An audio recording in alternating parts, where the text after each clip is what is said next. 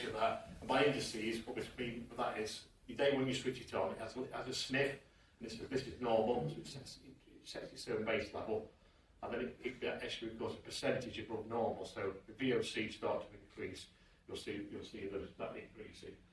And within that same chip, it also monitors nitrous oxides as well. So if you've got industries where you've got utilities nitrous oxide, you can measure those as well.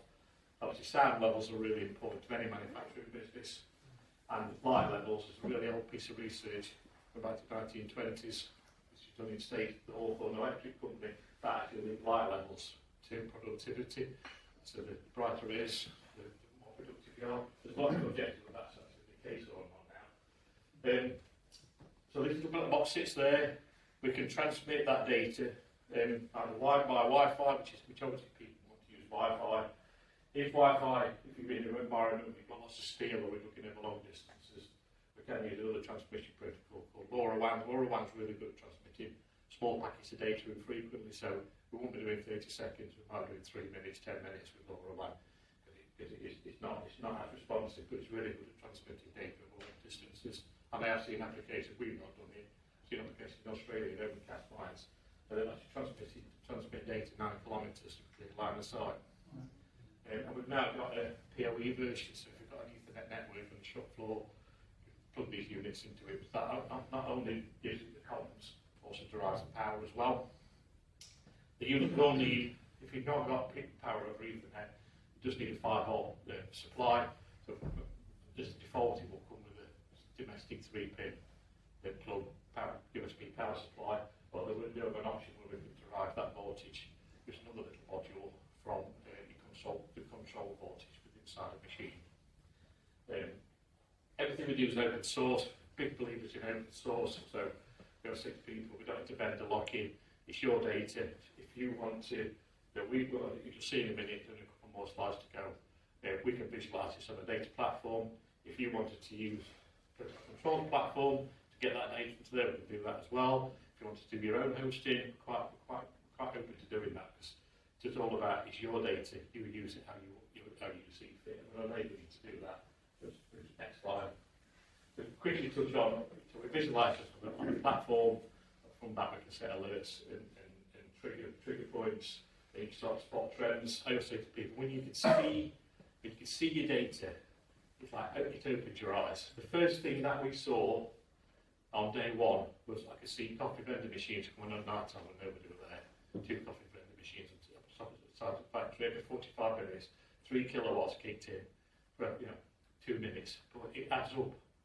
Then we also spotted that people used to come in the morning about 10 to 6, never really did anything in earnest till about 10 to 7. So first hour, even though not a lot of production, so we just start to visualise that, and we get everything together. We employ people, not robots. So I can't expect them to have 30 minutes talking about Courage Street and football, but just by halving that initial first hour downtime, effectively added 29 grand to our bottom line.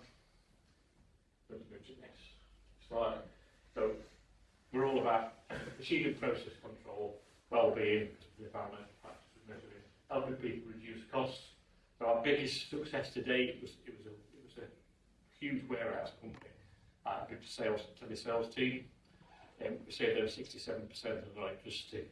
We spotted the wrong tariff, how inefficiently they lit the warehouse, and most importantly, the aircon never ever got switched off in sales office, ever.